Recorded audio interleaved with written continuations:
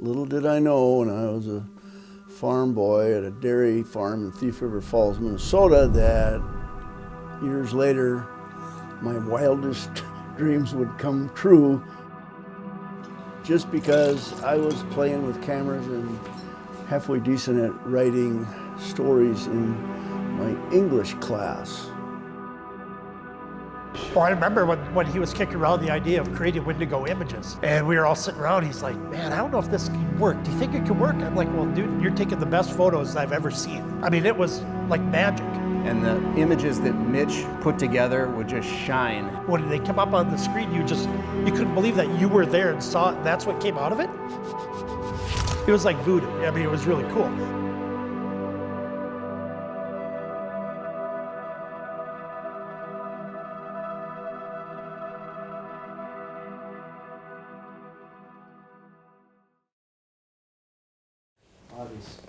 Talk a little bit. Talk a little bit. Here we go. Looking at this stuff and that stuff. And get going? Yeah. Showtime? Okay. All right, you got a little button push?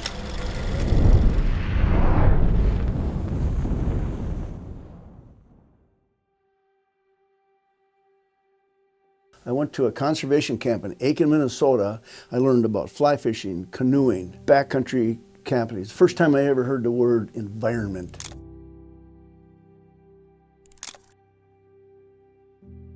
And I was raptured by all of that, which added to my interest in hunting and fishing. It's starting to look great. Ratchet forward, I was still milking those cows. I was still throwing hay bales, pitching silage and manure, lots of manure at 30 below. And I was pretty hot to get out of that and into something else. And this one here is my outdoor book. This one shows probably some of the better stuff I shot over the years.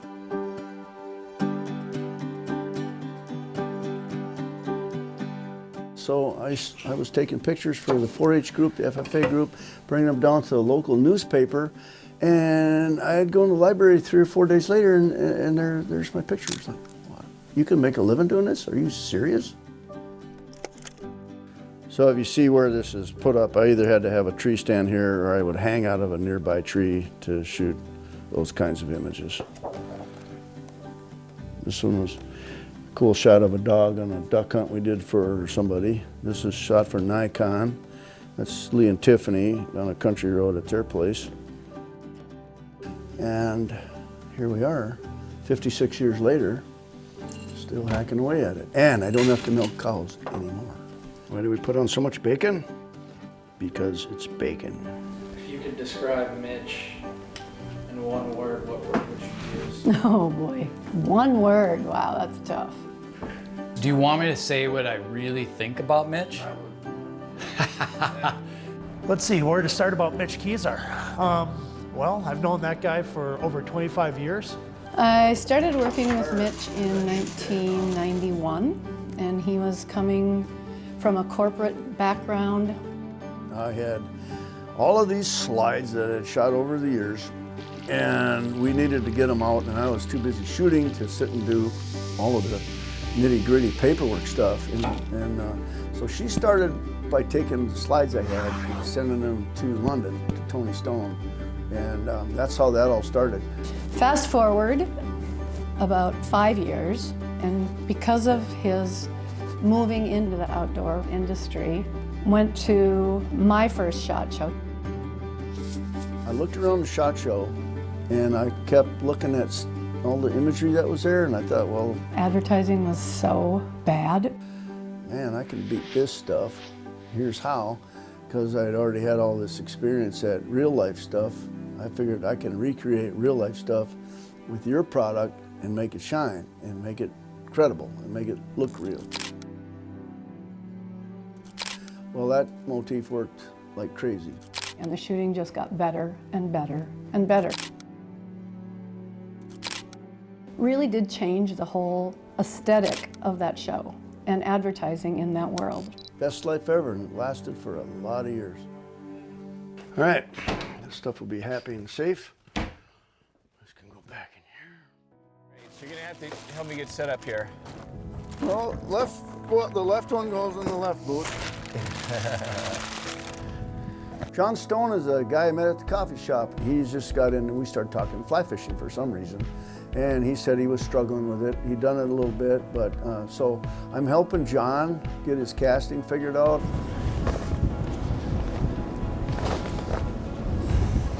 I guarantee you on this left boat, I'm gonna be cutting them off with my knife. Pardon me, sir, but would you tend to my bra strap? There we go. It's the one thing in life where you're gonna have another dude help you. Yeah, and you don't feel funny about it. I must push the button.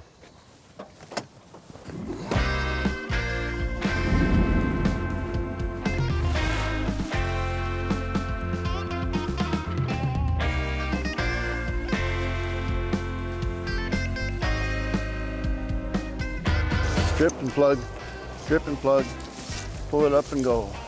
So I had this kind of a cool job. It was an 8 to 5 job in the Air Force, and I had found out that there was an opening for a part-time photographer at the Montgomery Advertiser-Journal. More straight, a little more speed. Up, up. So I ended up going to the base commander, and I asked him if I could work part-time off of my duty hours. And he said, well, if it'll further your career and make you a better asset to the Air Force, of course you can, that's great. Okay, again, your rod tip is way back here. Yeah. I have dog collars in the truck. I ended up working every night, every weekend. I was pulling about 80 hours a week for 2 years, working for the newspaper and working for the Air Force. Heck yeah! What a country! So I was bumping elbows with CBS and ABC and NBC. Every 3 or 4 days I would be in a national press pool doing something that was cool. And I was just eating it up. It was just like the best life ever. There you go. Now, you're just not waiting. Wait till you feel it pull behind you. There's a little tug, right? So when I went to Tampa, Florida was a hotbed for presidential candidates to come down and try to sell themselves to the voting public. So as a course of my normal reportage that I was doing for the Tampa papers, I ended up traveling with Jimmy Carter. Never in my wildest dreams, milking Holsteins, would I've ever figured I'd be doing that later on in life. It's pretty crazy. But this is a great way to learn it because you got some weight out there working for you. I left Florida in '81 to come back to Minnesota as the director of photography of the Minneapolis Star. I was only there for about 2 years, and then I left to freelance. I started freelancing right away through my agency at Black Star, so I was working right away for Time and Newsweek and USA Today, Sports Illustrated. So when you're coming forward, haul down on the left hand. Give it a little yank. That gives it a heck of a whip, right? Pretty much every national pub that needed something shot in the Midwest, I would hook a job with them. US News and World Report, Washington Post, New York Times, all of them. They were just all in my A-list clientele. I can kind of feel it when it's Why is it ziggling up? not snapping enough. Not waiting long enough. And I'm not flicking enough. Yeah. Yep. National Geographic started up for me probably a year later. 186 feet below the surface at Lake Superior on a shipwreck. The shooting part was bad enough, and I had 4 minutes of bottom time to make one picture.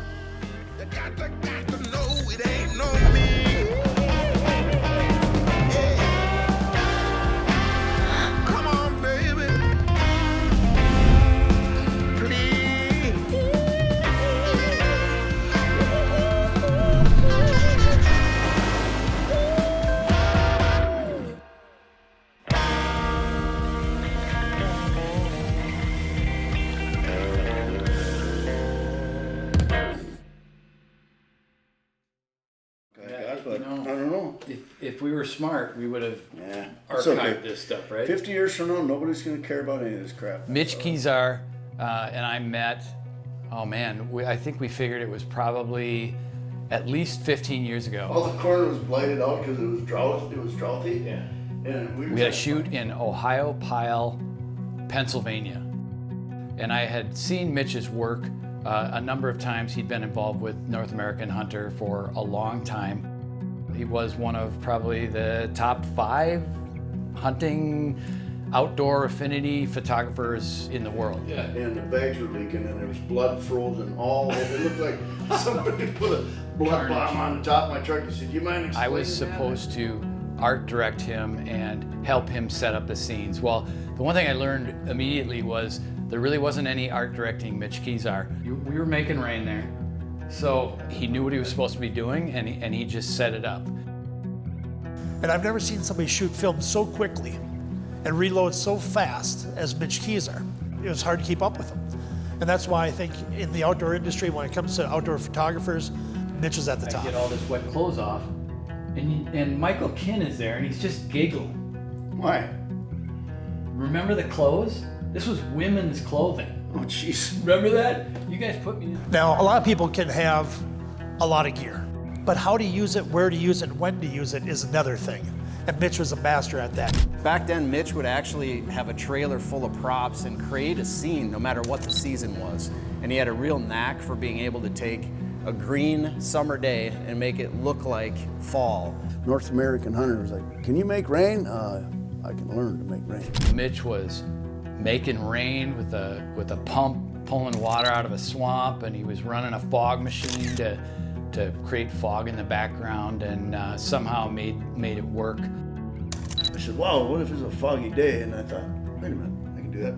So we went and got fog machine, used the leaf blower to pump the fog up into the trees, and get the camera, hurry up, it's looking spiffy. So we did that, and I shot about until I got it.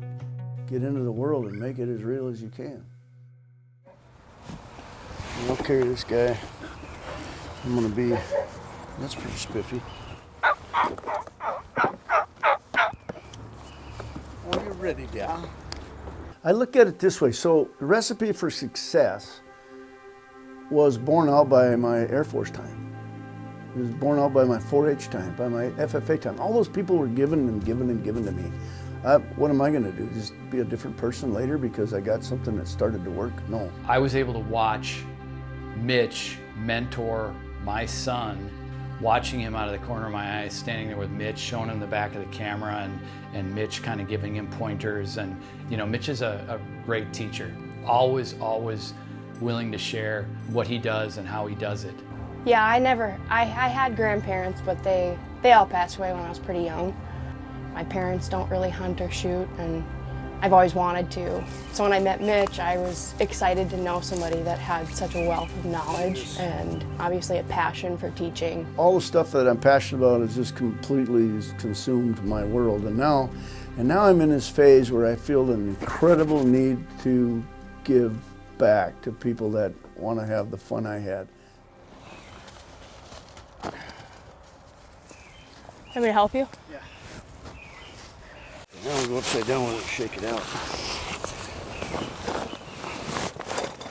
Eva's already gone out now. I'm working with her on shooting a turkey with her bow for the first time. And we got her tight at 20, so our goal is to get her calling her own turkey, and she's all about doing that, and I'm gonna let her. And we're gonna get her a turkey this spring. All comes together, and I believe it will.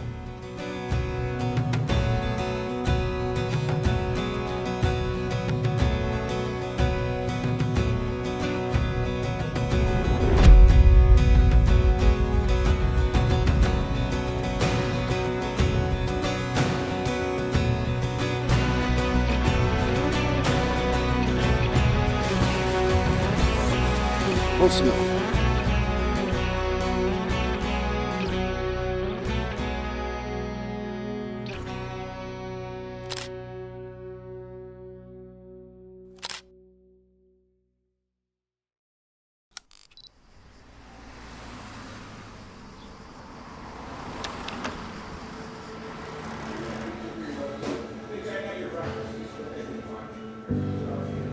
Mug me, Dean. Mug me. Oh, I suppose it was 10 years after we met, he was diagnosed with cancer. Like most people that are on their own making a living, when something like cancer hits, it's kind of jarring.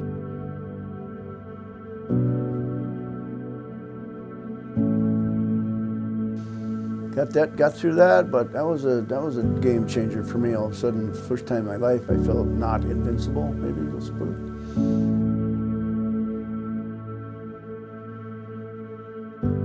biggest takeaway that I always got from Mitch was just how to treat people.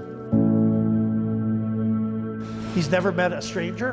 Never met a stranger is something that definitely describes Mitch, right? He'd walk into a room and he was best friends with everybody immediately. Mitch is very genuine. Compassionate. Creative is too generic. I would say he's human. At the core of everything he does is there's the human experience. His ability to connect with people, and all of it is, all the words that he can use to describe somebody who actually gives a shit about people, right? And I think that's not only how he captures life through his lens, but I think that's also his interactions and dialogues with others is very human. I lost a perfectly good glass of whiskey somewhere. Huh, there it is. What a country.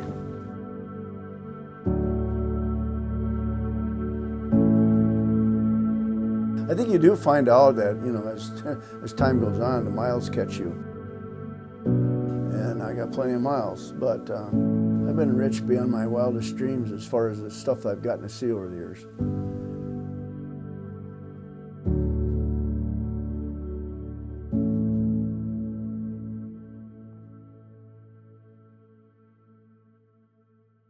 Whoa, there's pictures of mine that I shot in the newspaper. Holy crap. Crummy looking yard. Such a good girl. Look at all this stuff. What a country. If you held your waders up like this, you'd be Mary Poppins and head right to Iowa. Okay, I gotta get out of this crap. I have to start behaving myself again? God. If your glass has no bullet, it's not really your glass.